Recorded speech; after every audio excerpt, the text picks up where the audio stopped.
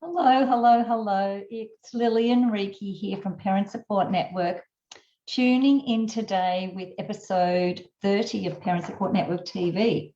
Can you believe that's 30 episodes? Wow.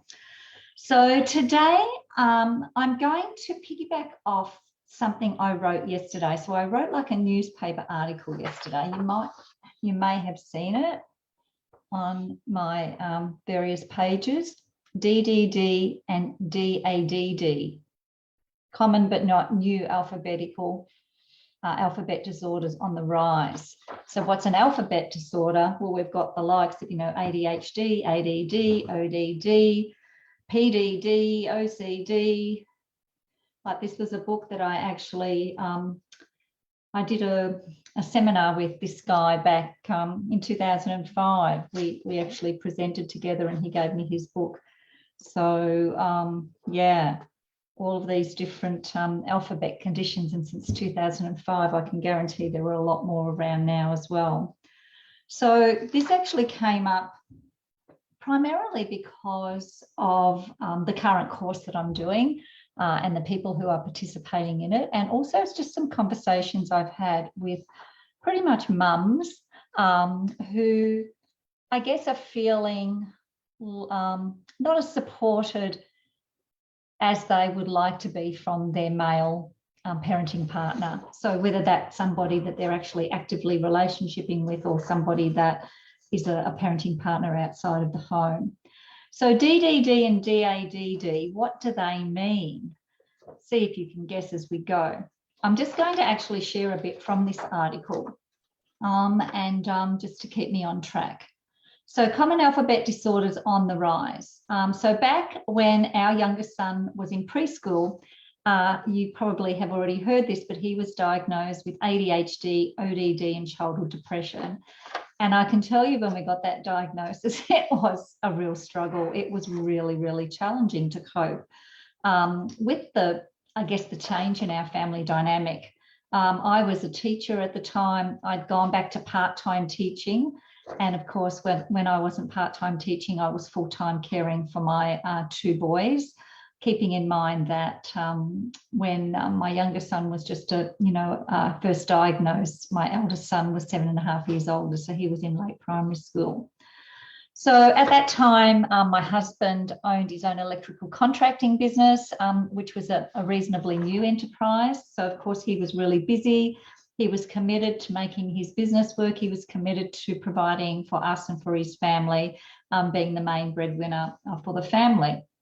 So my husband, who is an awesome partner, an amazing man, and an incredibly amazing dad, worked hard and long hours to provide for our family. And I knew he was out there doing what he had to do. But let me know, some other ladies, if you can relate to this. Somehow I still felt really alone and overwhelmed, especially dealing with our very, very, very intense, newly diagnosed youngest son. So I know I had a really supportive husband. He was there. When he was there. But because he worked such long hours, and I guess I felt like I've got to get the kids ready, I've got to get myself ready. I've got my part-time job that, that I'm doing. Well, it wasn't so much a part-time day. It just wasn't every day. I have to get kids off to school and childcare when I'm working. I've got to pick them up. I've got to care for them after school, get homework done, get things done. I've got to deal with the very intense and challenging behavior of my younger son. I've got to get dinner ready. And then hubby just turns up when, like this is how I felt. I know he's been working really hard as well, but I guess I felt like he was focusing on his job and doing a great job at that. But I had to deal with so many things, as well as just the sense of total overwhelm with my youngest son. So let me know if you can relate to that. I remember, I'm going back to the article now, I remember wishing at times that I was the one who had the full-time job. So I was thinking, well, what if I just go back to work to teaching full-time, and then Andrew can do all the stuff that I'm doing. I can get out there and earn a living. And I felt like many a day that would be easier. Like all I've got to do is get myself ready, get myself off to work, do my day's work, and then come home. And most things are already done, and organized. So I felt like that could have been a really good option. And of course, whilst I, love my boys with all of my heart and wanted to spend quality time with them, I felt like I wasn't coping, and often identified as, and I have a certain amount of guilt saying this because I had an amazing husband, but I identified often as a struggling mum trying to cope with so much in a day. And once again, especially due to my gorgeous son's very, very high level of intensity and the energy that it took to relationship with him back then, when I didn't know I was relationshiping upside down. So it was taking a lot more energy. I got myself in such a state that I was actually myself diagnosed with depression, and medication was recommended. But as I've said in this article, that's a story for another time. So what is DDD and DADD? Has anybody, before I say it, or if you haven't read the article, would you like to guess what they might mean? So DDD is actually something that Andra and I coined, and we didn't identify at the time, I guess, so the time that I've just been talking about, but in later years, it stood out like a sore thumb that he not only had the symptoms of being diagnosed with childhood depression, ADHD and ODD, but also with what we coined DDD. So DDD is actually dad deficiency disorder. Now, please don't get me wrong. This is not beating up on dads. There are some amazing, incredible dads out there. There are dads who are doing everything they know how to do to provide for their family and to do the right thing for their family. But so many of us women are feeling like the dad deficiency disorder is around because we just don't feel like we get all the support we need. And I've sadly heard some stories, many stories actually, where dads have walked away from the home just because it was easier. They wanted to find themselves, but they left, the family home. They left the mother of their children with their children so that they could just go off and sort themselves out. And sadly, I hear that a lot. I hear of dads who are separating from their family, but then moving distances away to make it really challenging for the kids to see their dad. And, I know that not all relationships work, but guess what? The relationship between parent and child is forever. So no matter what's going on with your relationship with your children's partner, that's important enough, of course, but the relationship with your children is ongoing. And as I say, that goes until Box Day. I more recently heard a similar acronym to our DDD, and when I first heard it, it was DADS, which is Dad Attention Deficit Syndrome. And then I coined that DADD, which is Dad Attention Deficit Disorder, because if they're calling ADHD a disorder, we can call Dad Attention Deficit Disorder as well. So it's a little bit of tongue in cheek, I guess. And, once again, I hope you don't feel like I'm ganging up on you dads. It's not that at all. It's just that, a lot of women that I speak to are expressing, that they do feel alone, even if they're in a partnership, even if their partner lives with them. Many of the people who seek my help and join my courses are single mums. I have had some single dads as well. Or single mums who are parenting completely on their own, or single mums who are parenting separately to the children's father, so in separate homes, if that makes sense.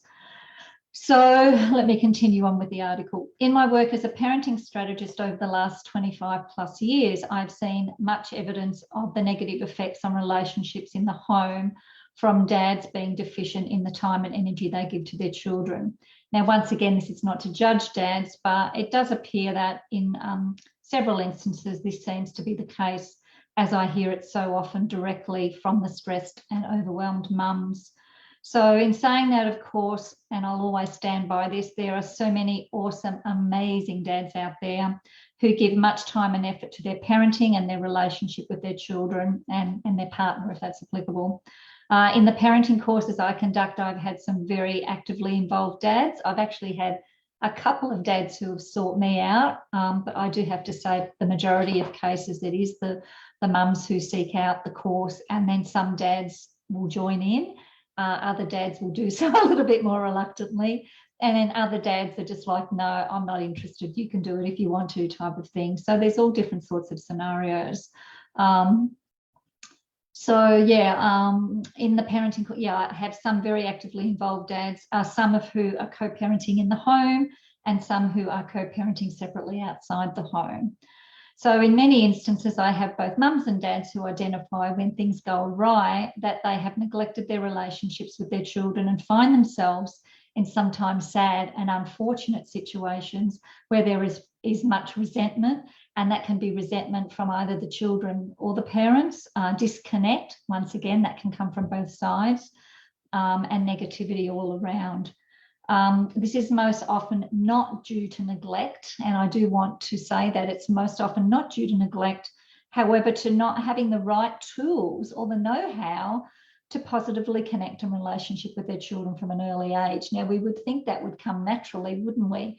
But if you look at the parenting models of generations past, it really was a different way of communicating and relationshiping that most of us today seek. We don't seek that type of parenting any longer. There are some people who are, and I actually, as I've said in this article, some dads out there still carry that kind of old school generational opinion that the raising of children is predominantly the mum's job, and that, you know, that comes from all ages of dads, I find. What I've come to identify in my many years of doing this work is that parenting is not actually a job. It's a relationship, and it's a relationship that I believe you will want to nurture until your box day, and so until you're no longer here on this earth with them. And then hopefully you've done a good enough job in your parenting that your children will go, you know what, I love the way that I was parented. That's a great model. I would like to, you know, play that forward in my own parenting. So when your children become parents, that they will actually, you know, pass on that because of the wonderful, unconditional, loving relationships you worked on every day of your parenting journey. And your parenting journey doesn't end when the children leave home either, by the way. It's forever. It's ongoing. So in closing, in this article, I could only fit so much on the page. So dads, my tip of the day for you is to get more actively involved in your connection and relationship with your children. Not only will this be awesome for you and your children, but it will also strengthen your connection, bond, and relationship with their mother. And once again, that doesn't mean it doesn't matter whether you're actively, you know, involved with the mother romantically or whether you are just co-parenting. To have a good relationship with each other, even if you're not together, is so important for the, you know, the benefit of the children. And it saddens me to hear so many stories where mum and dad are not getting on, therefore they're not on the same page with their parenting, and that makes it, you know, makes it really, really tricky if they're not on the same page. That's one thing that I always talk about. Back-to-back parenting is going to improve your chances of really developing happy and healthy relationships with your children, because if you're on the same page, you don't have that conflict, and the kids don't have that confusion about, oh, is it mum's way, is it dad's way, one day it's this way, one day that way. Kids need consistency. So mums and dads, no matter whether you're parenting together or separately, please do get on the same page. Please do get back to back. So speaking of that, if you are listening in today, if you are a mum or if you are a dad, if you are a mum feeling overwhelmed and stressed and you'd like your parenting partner to get more involved, on our upcoming masterclass, I'm actually going to have 2 other members of our family share. So my husband Andrew is going to be jumping on to share, because as I expressed to you earlier on in this chat and reading from the article, that my husband was a good husband. And that's them there. You can see their photo. He was a great husband, and he's still a great husband. But his focus was on, you know, getting, you know, building up his business, you know, financially providing for us. I used to feel like it was like, oh, it's easy for him. He can just work late, not have to deal with all the stuff that's going on. There was a certain sense of, yeah, it was all about me, really. It wasn't about him, was it, when you think about it?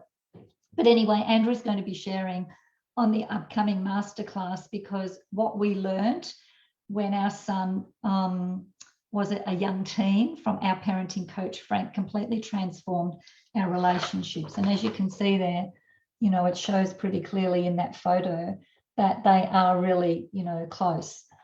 They've been working together now for, this is their 11th year, and they work together in total harmony with mutual respect, mutual love, unconditional love for each other.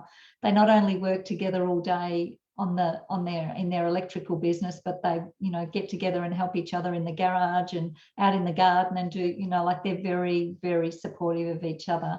And they really are great mates, which is lovely to see. So dads, yes, your role is so important, because if Andrew hadn't made those changes when he did, I don't believe he'd have the relationship that he now has with his son, his youngest son.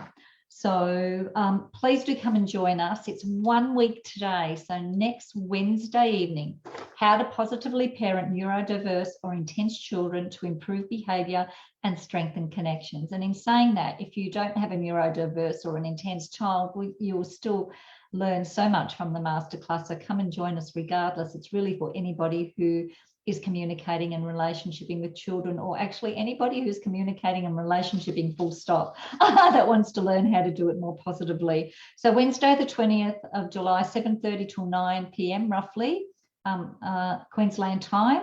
I'll pop the registration link below. You do need to register in order to get all the information for the masterclass. So once you've registered, you'll get an auto email back with some information. And then as we get closer to the masterclass, you'll then get another email with the Zoom link to use if you'd like to join us by Zoom.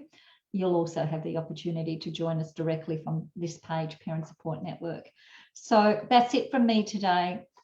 I hope you gain something from, you know, me sharing about these two new conditions, DDD and DADD. Dad deficiency disorder, dad attention deficit disorder, whichever way you want to put it. Dads, we need you to really be, you know, I know you're busy, I know you've got jobs and businesses to do, but your family is of so much importance. And I'm not just saying for dads, it is for both mums and dads, of course, but my topic today really was about dads, you know, playing a bigger part with their kids, regardless of whether they're living with them or estranged, regardless of whether the dads have got sons or daughters, you know, they all absolutely need that time with their dads.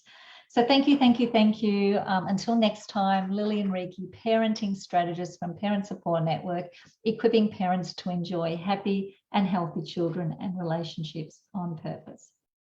Bye for now.